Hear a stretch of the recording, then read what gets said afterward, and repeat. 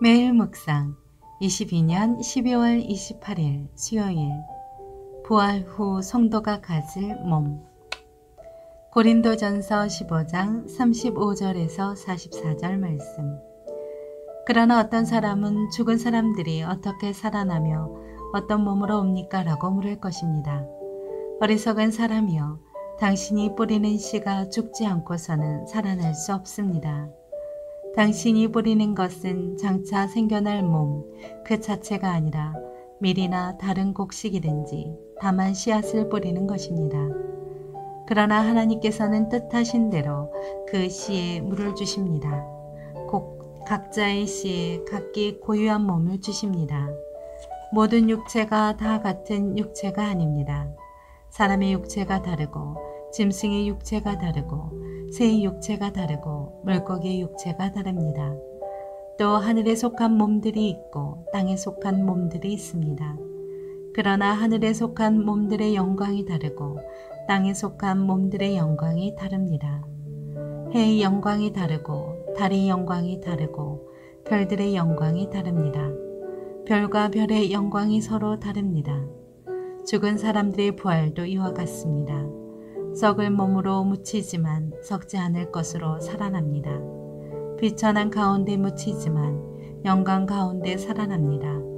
약한 사람으로 묻히지만 강한 사람으로 살아납니다. 자연의 몸으로 묻히지만 영적인 몸으로 살아납니다. 자연의 몸이 있다면 영적인 몸도 있습니다. 아멘. 묵상 길잡이.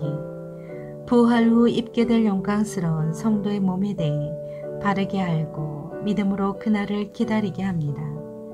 고린도전서 15장 37절에서 38절에서 3번 반복되어 나오는 몸에 해당하는 헬라어 소마는 살아있는 몸, 유기로서의 몸을 의미합니다. 바울의 말은 씨앗의 형체와 그것이 뿌려진 후 자라난 형체가 전혀 다르듯이 부활의 몸도 상상할 수 없는 형체가 될 것이라는 뜻입니다. 연약하고 죄짓기를 좋아하는 우리 육신의 한계로 인해 유혹과 시험에 넘어질 때가 있습니다. 그러나 장차 우리가 부활하면 지금과는 전혀 다른 몸을 입게 될 것입니다. 바울은 그 몸에 관해 설명해 주고 있습니다. 첫째, 죽음 이후에 있을 부활. 바울은 부활에 대한 의심을 품고 있는 사람들에게 먼저 육신의 죽음을 말했습니다. 만약 땅에 떨어진 씨앗이 죽지 않으면 열매를 맺지 못합니다. 마찬가지로 사람도 육신이 죽어야만 예수님이 재림하시는 날 다시 살아나는 부활을 경험할 수 있습니다. 그러므로 죽음은 두려운 일이 아닙니다. 둘째, 하늘의 형체. 부활을 제대로 이해하지 못한 사람들은 자기 육신을 그대로 다시 입고 부활한다고 생각했습니다. 그러나 부활한 몸은 현재 우리 몸과 완전히 다를 것입니다. 하나님은 부활의 때에 성도들에게 영광스러운 하늘의 형체를 입혀주실 것입니다. 이는 전적으로 하나님의 주권으로 행해질 일입니다. 셋째, 완전한 회복. 인간은 범죄한 아담의 형체를 입고 태어났기 때문에 죄의 굴레를 벗지 못하고 연약한 가운데 죽습니다.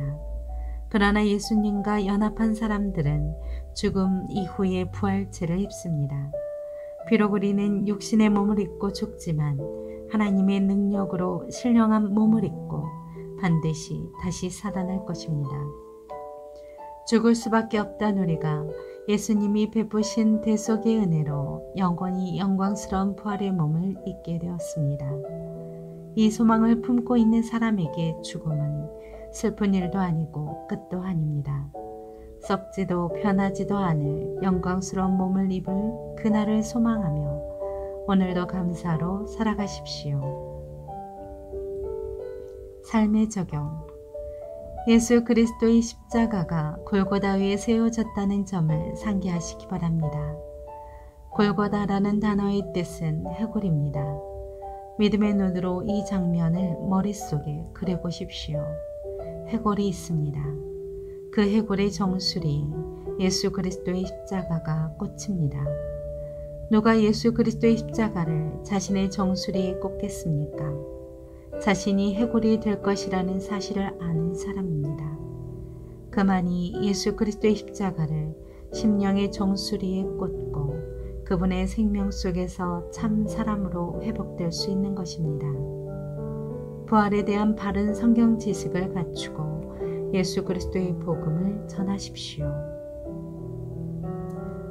기도합니다. 주님, 영광의 부활체를 입을 날까지 생명을 다해 하나님을 섬기게 하옵소서. 예수님의 이름으로 기도합니다. 아멘.